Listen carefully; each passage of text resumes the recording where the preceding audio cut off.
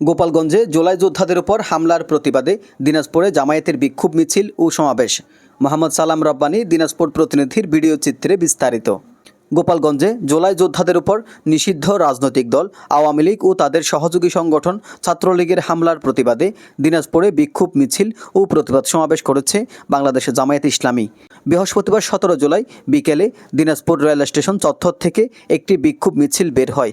মিছিলটি শহরের main point হয়ে বাহাদুর বাজার মোড়ে গিয়ে শেষ হয়। পরে সেখানে অনুষ্ঠিত হয় প্রতিবাদ সমাবেশ।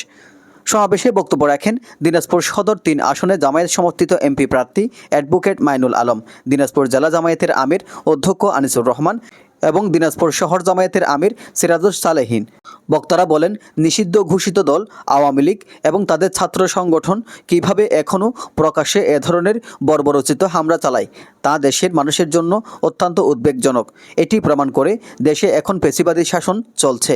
তারা এই ঘটনার তীব্র নিন্দা জানান এবং দোষীদের দ্রুত বিচারের আওতায় আনার দাবি জানান। আমরা দীর্ঘ 15 বছর পর যেই ছাত্রদের অবদানে দেশ মুক্তি পেল, জাতি মুক্তি পেল, ব্যবসায়ীরা মুক্তি পেল, সেই ছাত্রদের সংগঠনের উপরে তারা হামলা চালিয়েছে।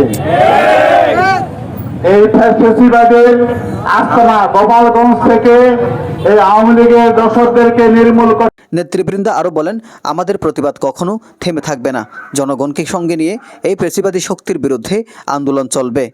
পরিশেষে তারা আগামী 19 জুলাই ঢাকায় অনুষ্ঠিতব্য জাতীয় সমাবেশে সক্রিয় অংশগ্রহণের ঘোষণা দেন এবং দিনাজপুর সহ আশপাশ এলাকার নেতাকর্মী ও জনগণকে সেই সমাবেশে যোগদানের আহ্বান জানান।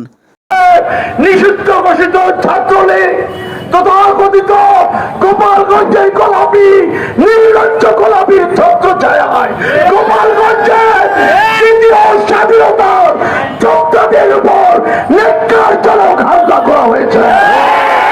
আমরা প্রশাসনকে জানিয়ে দিতে চাই, আপনাদের গাড়ি আগে পুরল, তারপরও এই যোদ্ধাদেরকে আপনারা নিরাপত্তা দিতে পারলেন না কেন?